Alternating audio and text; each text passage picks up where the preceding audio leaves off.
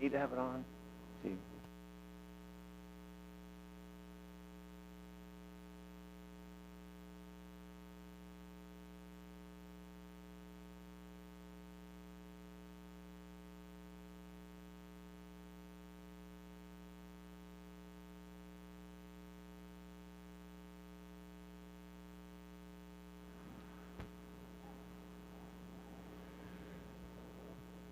Hello? Okay, so we're continuing our series in Crisis and the Creator, looking at a series of topics in relationship to different crises that we face. Now, this series was done about 2 years ago, right in the middle of COVID, and very applicable during that time, but I think that the topics individually are very appropriate for us today, because every one of these have been something that we're going to deal with, we have dealt with, and we're going to deal with again and again. Tonight's a really good one that I think is so important for us to grasp, and it has to do with pain, evil, and suffering. It's so difficult for us to understand that concept, and you know what? What's funny is I didn't even remember hearing this argument that comes up all the time is, if there's such a loving God, why does He allow people to have pain and suffering? And I didn't even think about that. I mean, that to me was never a question until it was people who are critics or atheists who brought that up into my attention. Then it's like I had to go out and defend it. It's like, well, wait a minute. So, but it is an important topic. It's good. I mean, because we do struggle with it. Job, the most righteous man, struggled, didn't he, with it, trying to figure it out and trying to deal with it and go through it and how he coped with it. So this video tonight is going to be dealing with that. Kyle Butts is a great one. It's I always enjoy listening to his lectures, and it's 32 minutes, so we'll still have plenty of time afterwards. Yeah, it's a little bit long, but it flows pretty quick. It's pretty good, and I like his logic. Listen to the logic. There's some things and ideas that he presents that I thought were unique. I hadn't necessarily put them together the way he does in helping to understand why it exists and some of the purposes behind it. So let's go ahead and watch the video.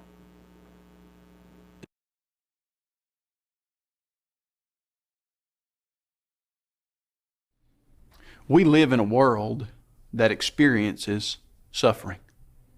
If we were to cast our eyes across the globe on any given day, we would see an immense amount of pain and suffering that's experienced by people in the world.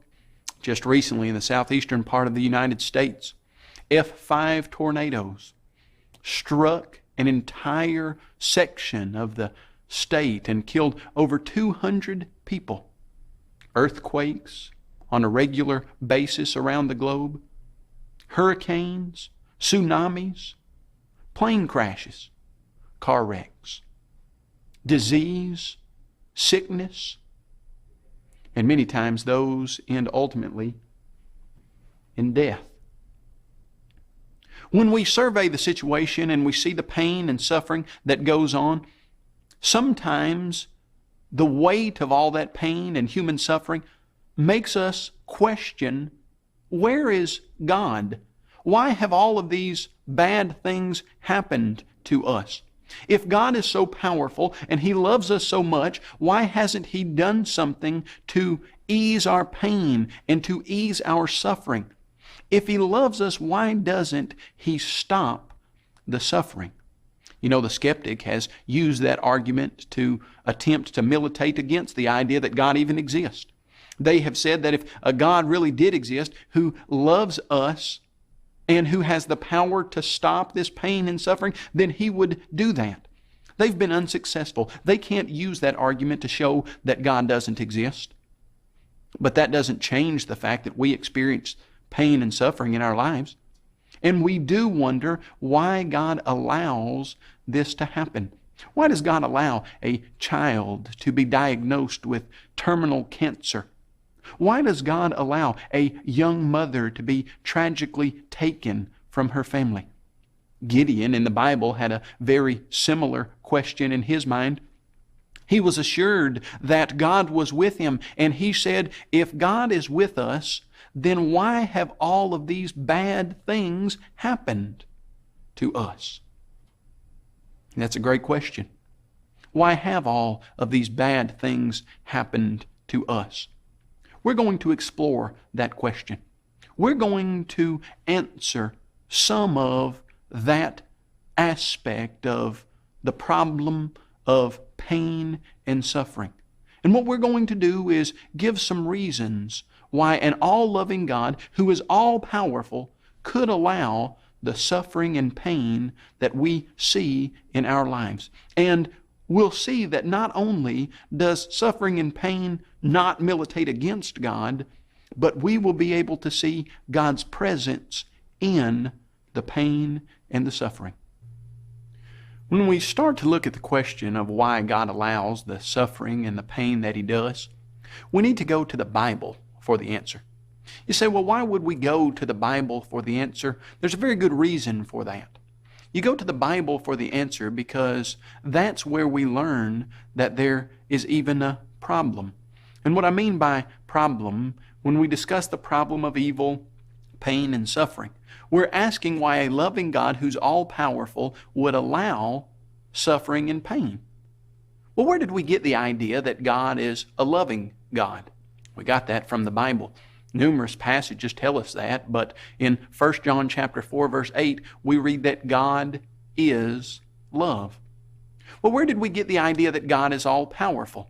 We got that from the Bible just as well. In several passages we read that God is all-powerful, that He's omnipotent, that He can do anything that He desires to do that would take power to do. So we see that God is love from the Bible. We see that God is all-powerful from the Bible. And we also see throughout the Bible and throughout our human experience that God does allow suffering. Why is that? One reason that God allows suffering is because His love values freedom. What do I mean by His love values freedom? I mean that when He created humans, He made them in His image. He made humans with the ability to be able to speak, to be able to think, to be able to decide what those humans want to do or don't want to do.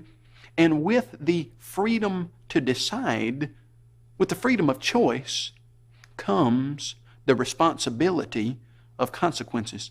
You see, God has the power to create a group of beings that couldn't decide for themselves, robotic creatures that would always do exactly what He wanted them to do, creatures that wouldn't have the freedom to choose. But if He gives His creatures, humans, the freedom to choose, because He loves them, then that freedom has to come with consequences. One of the main reasons that people suffer is because we have the freedom to choose and we suffer because of our own consequences. Can you imagine a world where all of the consequences were the same? Imagine a world where a person went and worked hard all day to earn money to live, and another person stole to live, and every consequence was the exact same to the person who worked hard or to the person who stole. Imagine a world where consequences were the exact same. If you decided that you were going to take care of the poor and feed the hungry, and you were going to do the best that you could to help others, and the consequences were the same for that, as if you decided you'd walk down the street and murder anybody that you didn't want to have to deal with, or you wanted their things and you wanted to take their material possessions.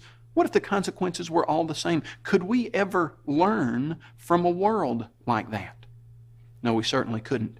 In fact, in the very beginning, when God put Adam and Eve in the Garden of Paradise, He designed that garden for them to be able to live forever. He never wanted them to have to experience suffering and pain and death.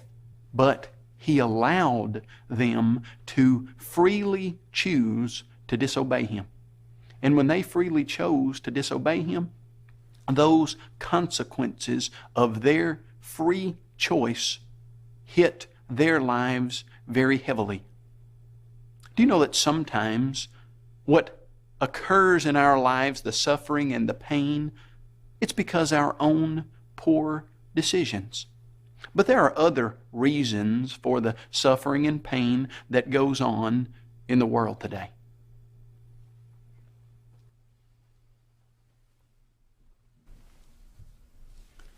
We understand that much of the pain and suffering that comes into our lives is because God allows us to have the freedom to choose, and sometimes we choose wrongly. Think about a person who decides that they're going to drink alcohol. They take in more alcohol than their body can handle. They are past the level of intoxicated. They get behind the wheel of a car. They drive down the road. They lose control, smash into a telephone pole, and they're paralyzed for the rest of their life on this earth. Whose fault is that? Can you blame God for wrong decisions that a person makes that cause pain and suffering in his or her life? Certainly that's not God's fault. But you and I both know that some pain and suffering that comes into our lives is not because we made wrong decisions. No, sometimes innocent people suffer. Imagine that same scenario with the person who has taken in too much alcohol. They're drunk, they're behind the wheel, except this time they don't smash into a telephone pole. This time they swerve into the middle of the road and an oncoming car that has an innocent 2-year-old. That drunk driver smashes into that oncoming car. That 18-month-old loses his life because of the wrong decisions of that drunk driver. Does that seem fair? Why didn't God stop that? Why would God create a world where we are impacted so devastatingly by the wrong decisions of others? The answer to that is fairly simple. The answer to that is that God is no respecter of persons. God doesn't decide who gets the freedom to choose and who doesn't. In fact, when God created humans, He endowed them with the ability to make decisions that had consequences. But those consequences, they didn't just impact the person making the decisions, but those consequences impact other people around them. You know, it might be tempting to say, God, I would use my freedom of choice correctly, so give me the freedom to choose. But God, there are some people out there that wouldn't. Some people out there that would choose to do wrong, that would choose to make decisions that would cause pain in my life. God, I don't think you should let them have the freedom to choose. I don't think you should allow the situation to be such that their choices would have consequences like my choices have. Now, you see, that's just not how God operates. When God created humans, He endowed them with the ability to choose, and sometimes those choices bring about consequences that cause pain and suffering in the lives of even the innocent. Is that unfair of God to give everyone the freedom to choose? No, it's not. Since He's no respecter of persons, we all have the ability to impact those around us. There are other reasons why God allows the pain and suffering that go on in this world. We understand that some of the pain and suffering that comes into our life is because of our own wrong decisions. We also understand that since God doesn't respect one person over another, He allows everyone to make decisions that impact those around them. And some of the pain and suffering that comes into our life is because of the wrong decisions of others who are living around us. There's another reason why we experience pain and suffering, and that's because sometimes past generations have made decisions that impact the present generation. We could think of all kinds of examples of this, but one good example is the idea and the use of asbestos. For many years, people thought that using asbestos was a great idea. They mined it and they put it in insulating fibers that they used to insulate military vehicles. They used to insulate factories, and it was very effective. It was fireproof virtually, and they thought that it was a great idea. And then they started seeing that the people who were mining asbestos were dying prematurely of lung disease. They started seeing an increase in lung cancer and other medical problems due to an association with asbestos.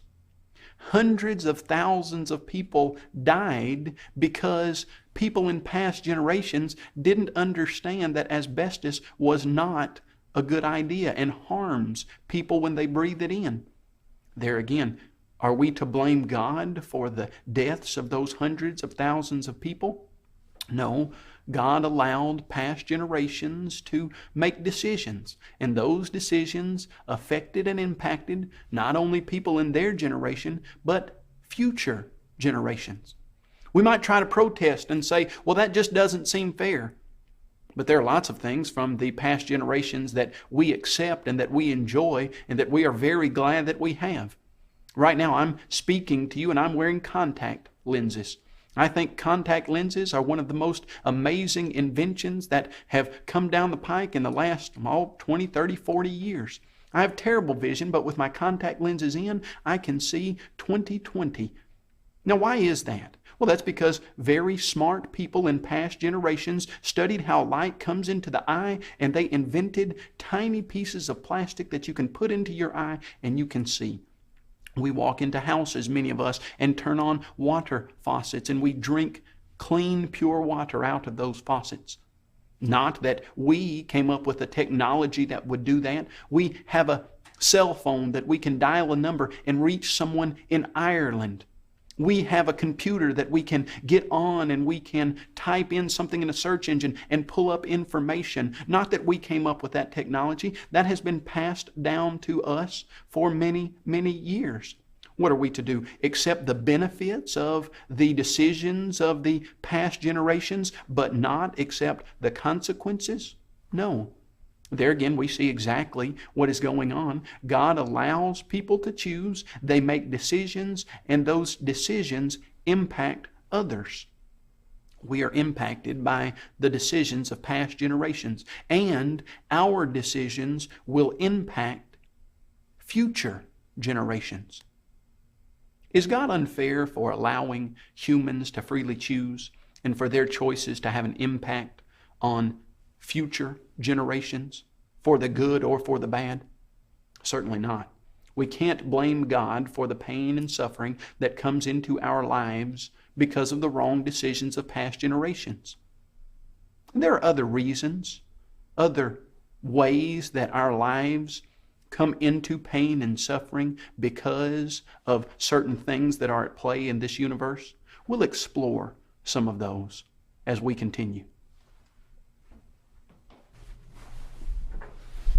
God designed a universe that's regulated by natural laws. We understand that.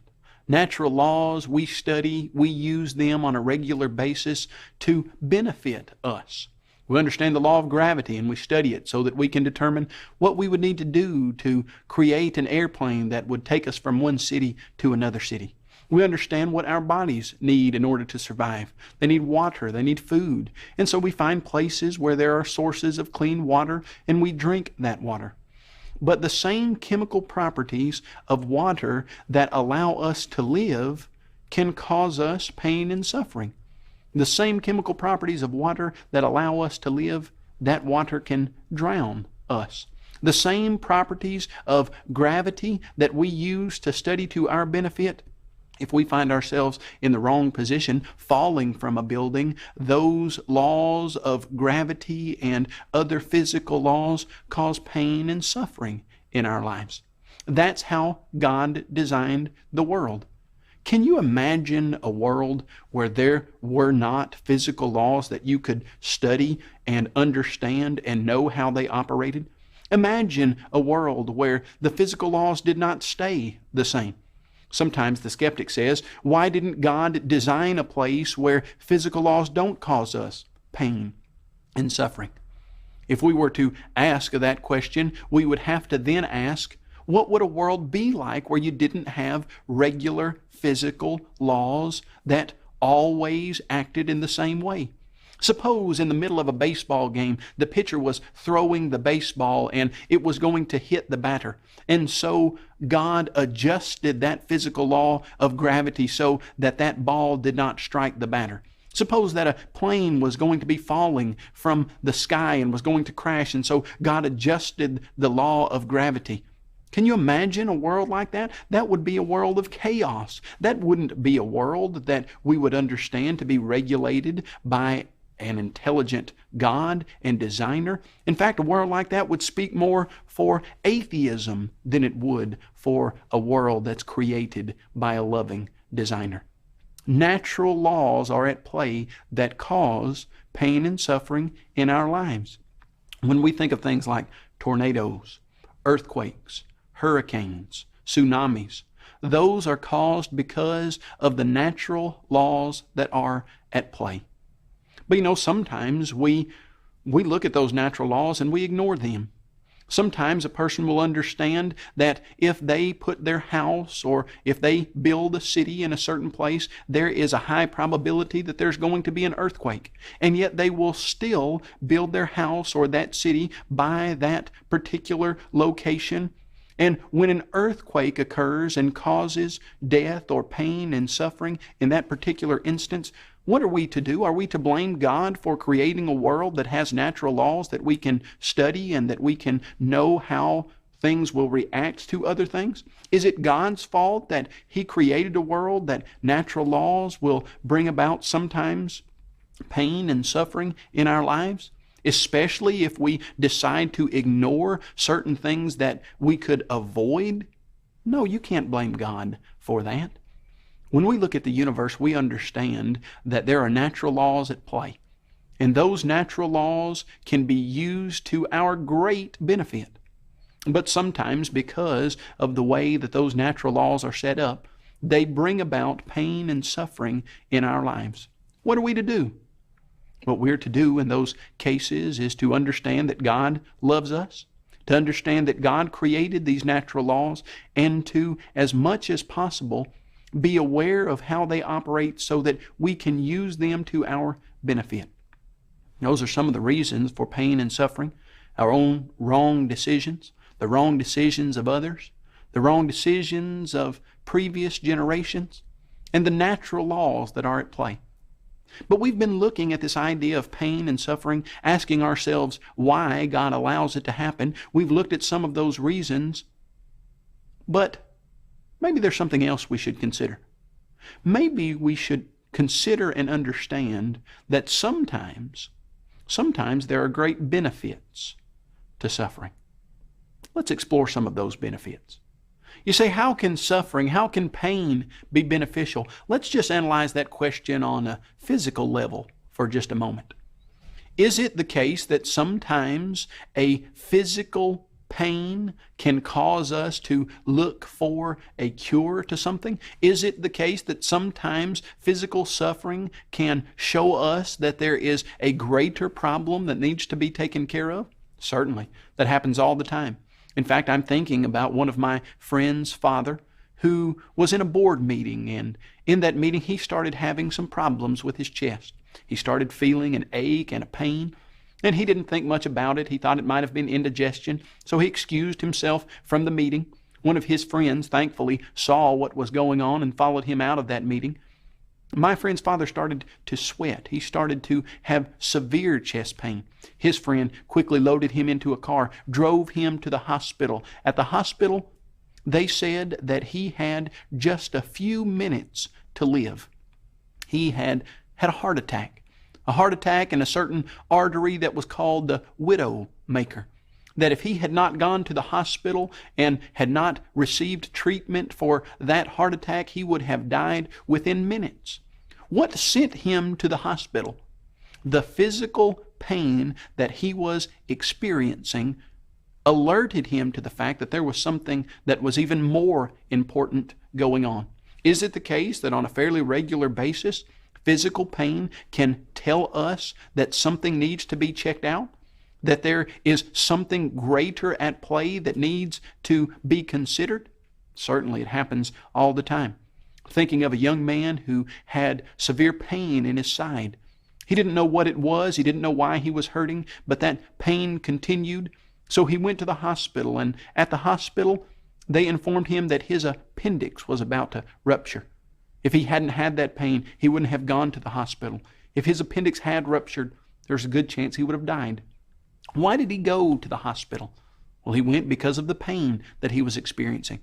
Is it true that pain in this life can have physical benefits and help us see something that's going on that is even greater than that pain, that needs attention and that alerts us to a severe danger? Yes.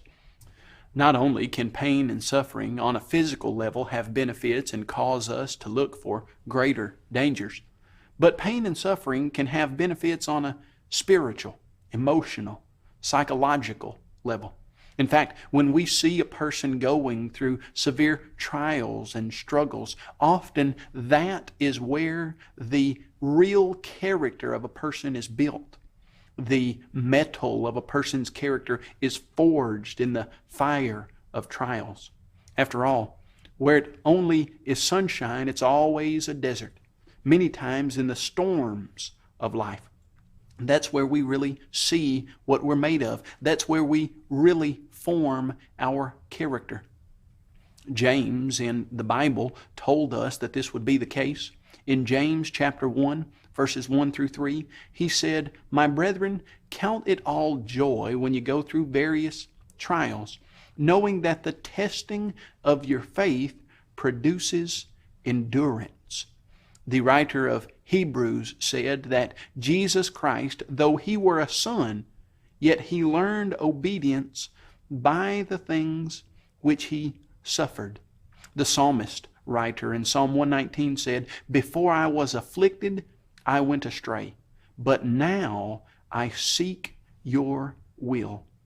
What are these verses trying to tell us? They're trying to tell us that in the middle of our suffering, that's where much of our character is built. And that's where we see human character at its finest. I'm thinking of a young man right now. Many years ago, he was at a camp and he was blind. And at this camp, they were going around the circle and they were asking what each one of the campers was thankful for. When it came time for this young man to answer, the other campers wondered what he would say. He was blind. He didn't have the abilities that the others had. When it came time for him to say what he was thankful for, he said, "I'm thankful that I'm blind because I can see things that those who have sight cannot see." I contacted him just recently to ask about that particular time in his life, and he said yes. He had said that, and as he had matured, he understood that if he had a choice, he wouldn't have picked blindness. If someone had said to him, "You could go through life without being blind or being blind," he said, "No, I wouldn't have picked blindness, but in my blindness, I have seen the love of God, and I have seen things that I never would have seen had it not been for my disability." I'm thinking of another man right now. This particular individual was diagnosed with a debilitating disease. After his diagnosis, just a few days, I think it was 4 days after he was diagnosed with that disease, his 16-year-old daughter was driving her car and was killed in a car accident. Not many months after that, he was confined to his bed, where he stayed and has stayed for many, many years. But throughout the struggles and trials that he has been through, they have forged his character to such a degree and caused things in his life that he would never trade for all the money in the world, for all the comfort in the world. In his debilitation, he has written several books. They have been printed by the thousands and have been distributed all over the world. And those books are used to provide comfort and encouragement and spiritual understanding and edification to people, thousands and thousands of people all over the world. And that might never have happened if he hadn't been through these sufferings and trials and struggles. What else happens in sufferings and struggles? We see people's character shine in ways that we never ever could see their character shine without the struggles. We see those victims of earthquakes and hurricanes and tornadoes, those victims being cared for by the loving and compassionate people all over the world who are coming to help in those times of struggles. Many times when we experience pain and suffering, we realize we are not alone. There are others that care about us, that love us, and that love and care and compassion shines brighter than it ever would have shined had we not been going through those struggles and those trials. Do pain and suffering have benefits in our lives where we grow emotionally, spiritually? Absolutely. It's important that we need to consider that we allow that suffering and pain that comes into our lives to cause us to be better, not to cause us to be bitter. You see, the same sunshine that melts an ice cube bakes clay into a hardened substance that cannot be used for anything else other than what it has baked into. We need to make sure that the suffering and pain that comes into our lives, we use it to draw closer to God, to draw closer to others, to make us better, to melt our hearts, and to allow us to see the love of God. But there's another reason that God allows pain and suffering, and that is to remind us of eternity. You see, this world was never designed to be our home. God created this world in order to be the perfect veil of soul making. God's purpose in this life for us is not for us to be comfortable 24 hours a day, 7 days a week. It's not for us to feel all of the physical comforts and avoid all of the pain. God's purpose for us in this life is for us to understand that He's our Creator and that the only thing that can truly set us free is the truth. And when we understand that there is a Creator and we build a relationship with Him, then anything that helps us to draw closer to Him, well, that's something that can be used to remind us of eternity. This world is not our home. We are just passing through. We need to remember that. C.S. Lewis expressed that thought when he said, pain and suffering are God's megaphone to rouse a deaf world. Why is it that the world needs to be roused? Because many humans are forgetting their purpose here in this world. They're forgetting their reason for being on this globe. And it's not so we can be comfortable. It's not so we can have everything that we want. It's so that we can form a relationship with God. Because after this life, there is the potential for eternal life, a life that lasts forever, that has no ending. It's important for us to remember when we ask the very legitimate question, where is God when we suffer? The answer is very simple. God is in the exact same place that He was in when His Son Jesus Christ suffered. Jesus Christ was perfectly innocent, had never done anything that would cause suffering to come to His life, had never made a wrong decision, never committed a sin, and yet He suffered excruciating pain for our sins. When we think of the suffering that comes into our lives and we wonder where God is, we need to remember Jesus Christ hanging on that cross. We need to remember that God had the power to stop that suffering, but He didn't. Why? He didn't stop that suffering because He wanted something better for all of us. He wanted all of us to be able to experience eternal life, a life that would last far longer than the few years that we'll be here on this earth. Where is God when we suffer? He is loving us, and He's in the exact same place He was when He allowed His Son to suffer for us. Let's use our suffering to get better and not to be bitter.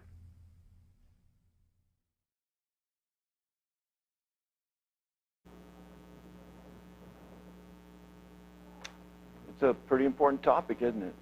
When it comes to our personal life and how we perceive what is our role, what we're to be doing, and then our experiences. Because, it's kind of, we get these positive, negative stimulus, and we're trying to cope with it. But our nature, our fleshly nature, wants to be comforted. We want to be pleasured and missing the purpose. And I want to start really, I think one thing that's really big on this is that Let's go back to creation. If we were to go and look, and if we could ever see or go visit what the world was in the Garden of Eden, there's no pain, there was no suffering.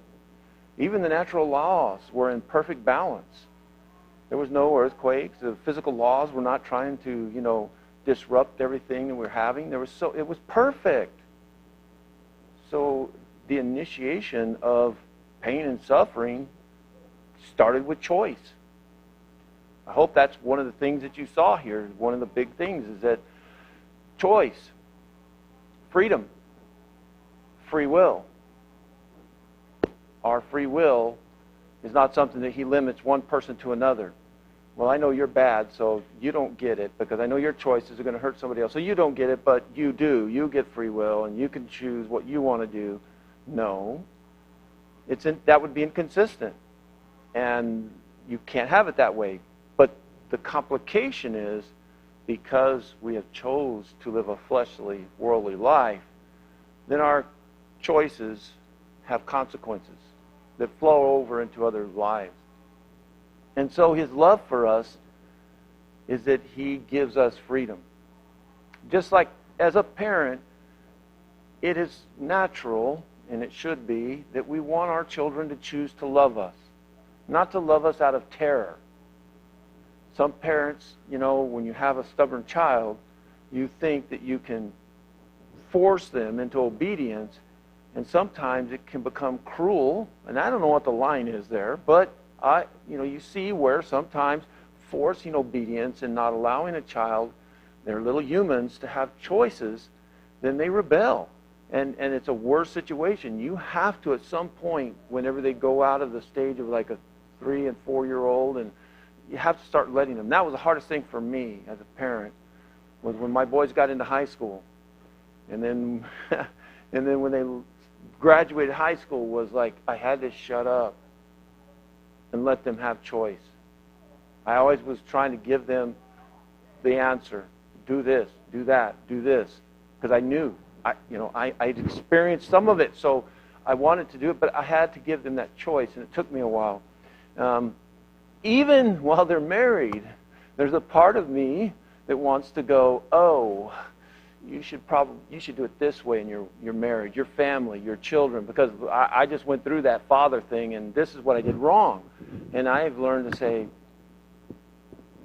they're going to have to make their choices. I can advise, but the same information that's available.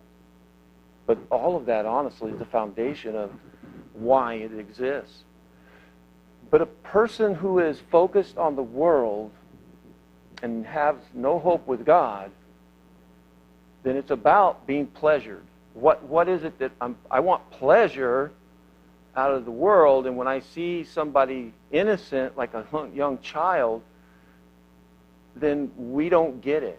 We just don't understand, and we try to then blame God. Somehow we want to turn it on God. And I'm going to tell you, trust me, after so many years of working as a paramedic and in the emergency department, I have seen that. Where I would go into one room and have to give aid to somebody who had just drove their car drinking, and they're drunk and they're belligerent, into somebody, and they killed another family member of people we're caring for in the next room. And my mind would just want to explode, just like, and so I know what it feels like to sit and go, why? But it was kind of obvious. I mean, it's not God who made that choice to drink. It's not God who then inflicted it upon that other person's family. And so for me to then turn against God because of it is selfish. It's something selfish. So he has to allow us to have choice. Otherwise, then we're robots. I think that plays against those who believe in predestiny, where you have no choice, that you're either saved or you're not. That kind of broad umbrella of predestiny. If he took your destiny away from you, he'd take your choice away from you, then we wouldn't have this problem. Then you could say, well, then God, take away the choices that are bad. Those choices that somebody's going to do that's going to hurt innocent. Let's get rid of it. But this is pure justice. That's the thing that we can't grasp, is that his justice is everybody equally, no respecter of persons, gets that choice. And unfortunately, too often, sometimes those choices that somebody makes as bad impacts my life, impacts your life. But it's not God. It's not God that's doing it. And so there's consequences when we have freedom. I couldn't help but think about, our country. Our country is based on freedom. And there's consequences, isn't there? There's responsibilities when you have freedom as a people in a country. You can't just do what you want. You have to, make wise choices. You still have choices, but you want to live under a dictatorship? You want to live under Stalin in the Soviet Union? So if you're going to have freedom, then you have to then understand that your freedom is going to have consequences. Your choices are not dictated and then controlled to where you can't hurt anybody else. So there's a responsibility when we have these freedoms to understand our impact on others and create suffering. We have all done that to some level or another. We've made some choices that sometimes hurt. And this all goes back to the bigger picture of sin. Sin. Sin is not a victimless crime. Somebody's always getting hurt, and it's about selfishness. Sin is a choice that has a consequence, that then others become injured. And so a lot of those actions as well are also just sinful. And that flows with what he's talking about with no poor decisions and the no respecter of persons. And we should be glad God doesn't say, you can't choose and you can, picking who can and who can't choose. But I think the other thing is people can look at those poor decisions that people have made and go, wow, that was terrible. And hopefully we're learning from those decisions, and we can look and we can see that. And that's what I think he was trying to say, or I think he was saying it, maybe I wasn't grasping it, was what if there was no consequences? What if the outcome was bad, but there was no difference, and you couldn't see and evaluate and assess and learn from? And that's a part of this as well. Without evil, you wouldn't understand righteousness. Would you? That's kind of, you see evil, and it's easier to see goodness. And so the same way, when we look at the pain and suffering and the other things that happen to us. The biggest one is natural laws. You hear that all the time about, like, a volcano blows up at Mount St. Helens and 40 people are killed. A tsunami in Indonesia kills thousands of people throughout, the Indian Ocean, around in the African coast, all the way to Australia. This impacting, devastating. And then 9/11, when 2,000 people were destroyed in a terrorist attack, and somehow bringing God into that somehow, that God's responsible for that happening. And yet there's a lot, after the, I think it was a 1907 earthquake, I think, don't hold me to the year, but I know it was early 1900s when the earthquake in San Francisco. I would have been moving. I'm sorry. I'm like, I saw the devastation. I knew what that earthquake was. I'm out of here. But they rebuild. And then in our decades, we've seen it hit again. That's why I won't move to Florida. I'm sorry. You know what? We didn't have to have Ian as a hurricane recently for me to learn that lesson. It may be a beautiful state, and I do love a lot of things about Florida. But people are going to go back there, and they're going to rebuild. And that's their choice, isn't it? That's the beauty of choice. You can go build, but understand, it's not God that's doing it to you. Those hurricanes kick off and start as tropical storms and depressions over on the coast of Africa, and that's the way the natural law happens. Every year those happen. Sometimes they spin, and depending on the temperature, they get warm, and then they get more energy, and sometimes they don't. But it's not God all of a sudden, bring that upon people. But if you don't have God in your life, and you're cynical anyway, and you have atheists reminding you, well, why? If he's all powerful and all loving, well, then you don't get the idea of what love's about. Because honestly, good, beautiful agape love is about allowing somebody to choose to love you and allow them to not. And to understand that there's consequences of both. And I talk about pain, and then I'll open it up and we'll have some discussion. But, the benefits of pain, that is something that is so crazy. You talk about the physical body, that's perfect. One of the things that a doctor can do, a doctor can sit there and walk in the room and say, where's your pain? And you point to the left lower quadrant of your abdomen, and he's probably going to say diverticulitis. And if you say it's on this location, he can say possible liver or appendix. Bam. Because of pain. One of the things that when I worked in the emergency room in the early 90s, one of the things that they had an issue with was the surgeons. The surgeons wanted to come in and poke on you so that you could go, ow.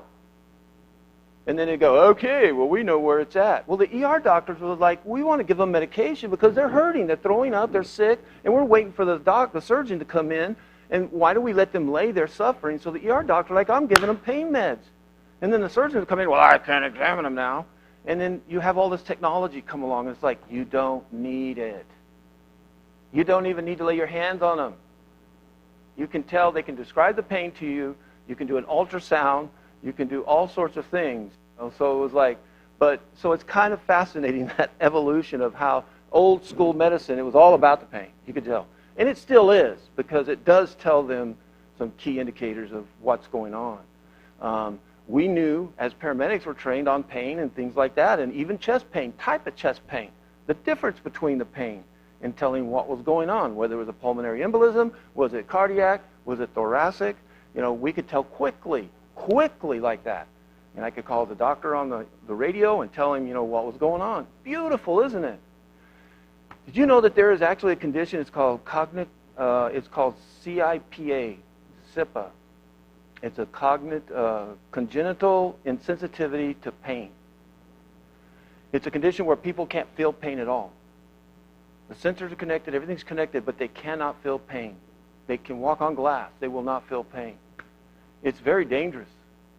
And I saw this interview, I can't remember, it was years ago, about a mother. She said, this sounds really weird, but I pray that my daughter can feel pain. Because she's going to hurt herself. She's not going to know it. She's going to cut an artery. She's going to slice herself. And she's never going to know that she did it. And I thought about that spiritually. I'm so glad you can feel pain. Because it reminds us there's something wrong. There's something wrong. And that we need to do something about it. And then the beauty is when we see these catastrophic disasters and suffering, when we see the human heart come together and do such marvelous work in nurturing and caring and putting away the politics and the boundaries and nationalities and pull together, and you see that beauty that God put in us that we're capable of doing. As devastating as a lot of the natural disasters, when I watch all the people who give up their jobs, their time, and they go down there to help, to dig through the rubble and do those things and give care and comfort, that gives me a hope for the humanity that, you see that part, that purity in the human spirit that still exists even in the most evil of times, that it comes out. And that's something that I think, as sad as it is. Another aspect of pain and suffering is when we watch others endure it and go through it. Not only can we learn, and hopefully we won't repeat those mistakes, but if you ever saw or knew a Job in your life, and you saw them go through something like that, and you see how wonderful God had been blessing them and their attitude as they go through that and experience it. The one man he talked about that after he had that diagnosis, daughter's killed, and he's confined to his bed all those years. And then the blind boy who, said, I'm glad because there's things I can see that seeing people can't see. There are some things to it that when we witness, like the testimony of that young man talking about the positiveness of being blind. some of the good things that people see during their suffering, we can grow. I think as a Christian, seeing them, it's so encouraging. Gives me hope as well. And it's in the Bible where we learn as well that it's not something God has ever personally inflicted. There's been a few judgment times where he has, killed somebody, but extremely rare. But there's a beautiful aspect to that does. It reminds us of eternity. This world is not my home. And I tell you what, the older I get, I'm ready to check out. Because, it just doesn't get better. When I was 30, I kept thinking, well, society will get better, morals will get better, things. No, it just, and I know it's just not me. I'm not being depressed and suicidal. But I know my grandfather did. My great-grandfather probably went through it. Every generation goes through this process where we look at life and then we want to live forever. And we're so afraid of death. But there's something about the grind of pain and suffering in this world that you just go, I want something better. Like Paul. Like he pointed out, Paul had a lot of pain and suffering. And what was his attitude? His attitude was, you know what? I want to go to the Lord. I'm done. I want to go, but if I stay here, what do I do? What was his focus in that pain and suffering? Was somebody else. I'm here for you. He was there for Christians. And so I think that's another valuable. So use it to be better. So comments, and then we'll...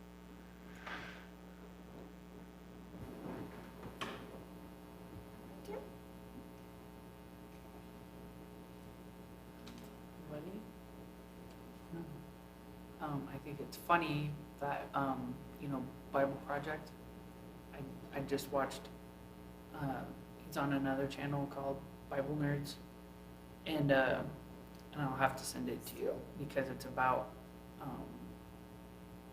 suffering in God's world or something. I'll give it to you, and also the follow-up of questions, because it was so good pertaining this lesson right here.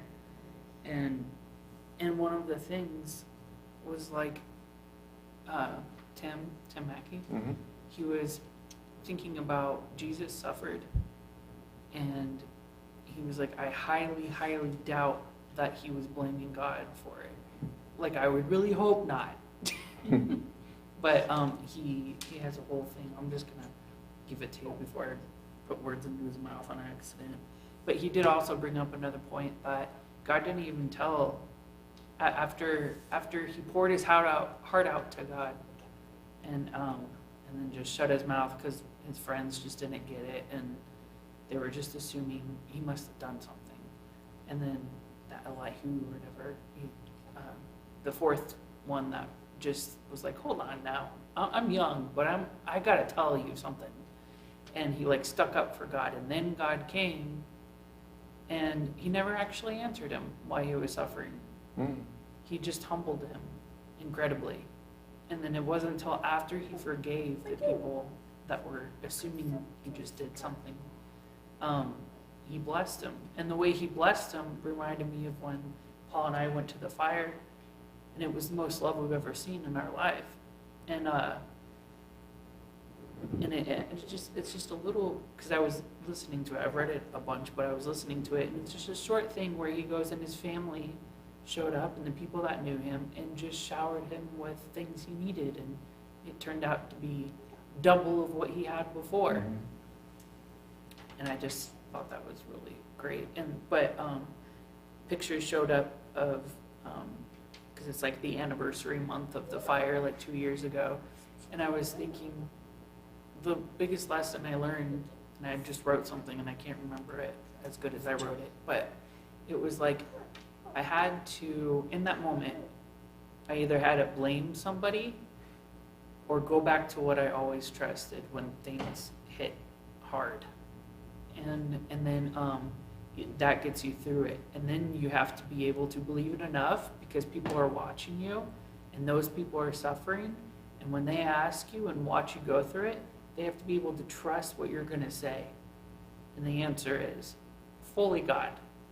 that's what got me through it. Fully got. And by the experience of them watching you, you just hope that they trust your answer so they go on that journey that you did, especially if they weren't believers, or if they need to rethink on God again because they're hurt, and then go, well, why don't you blame him? And it's like that's not him.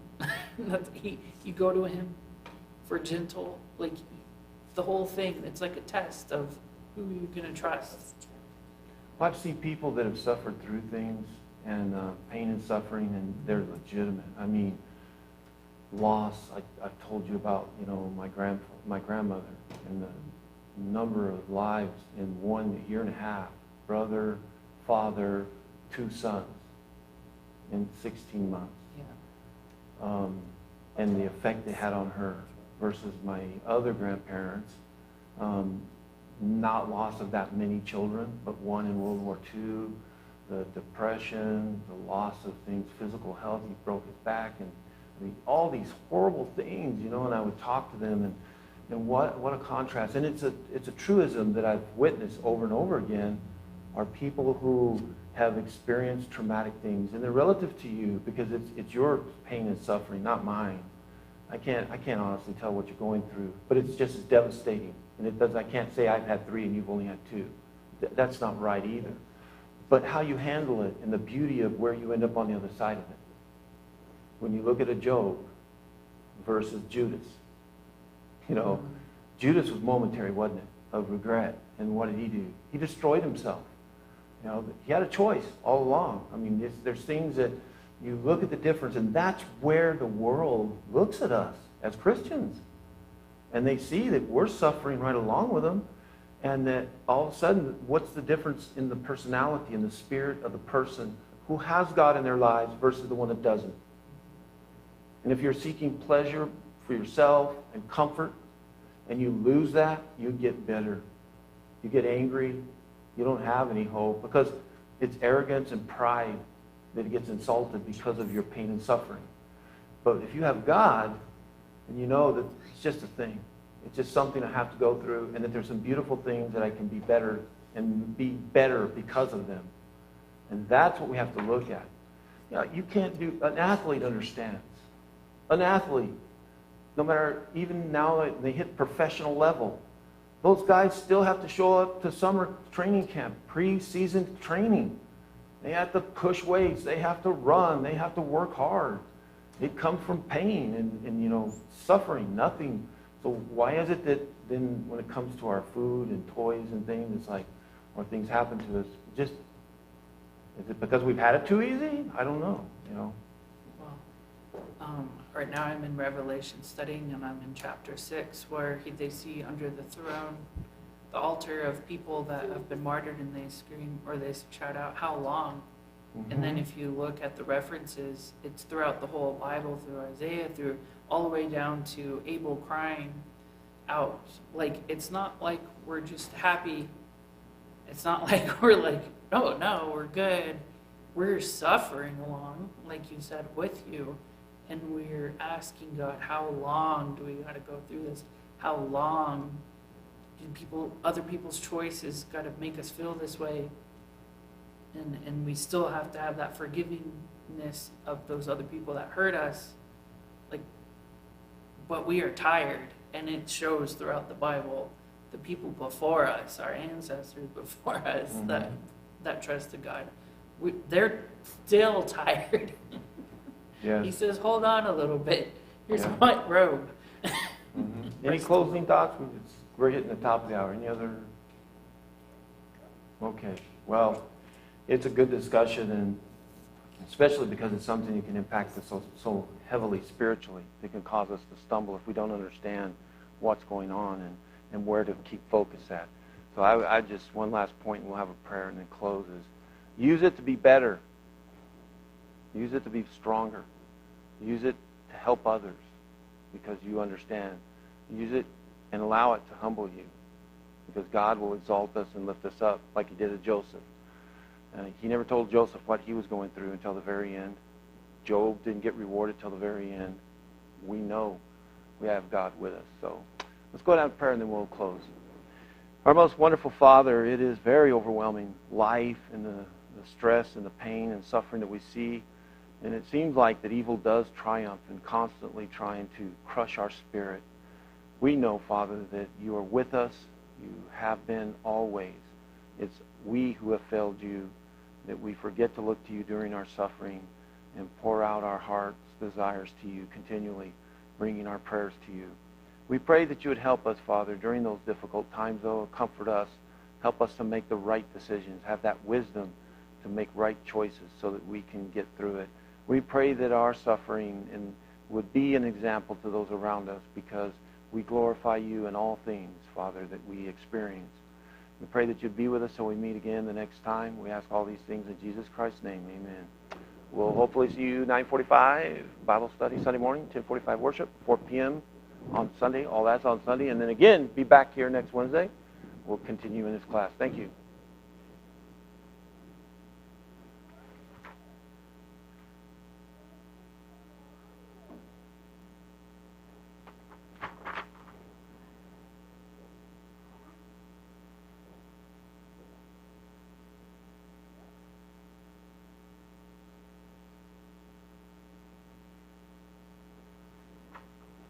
So, right, YouTube said, once you get 100, you can get your own, what they call it, a URL address. So I got on there. I'm like, woohoo, we got 100.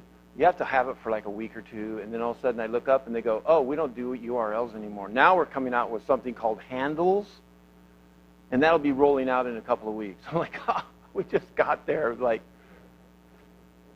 So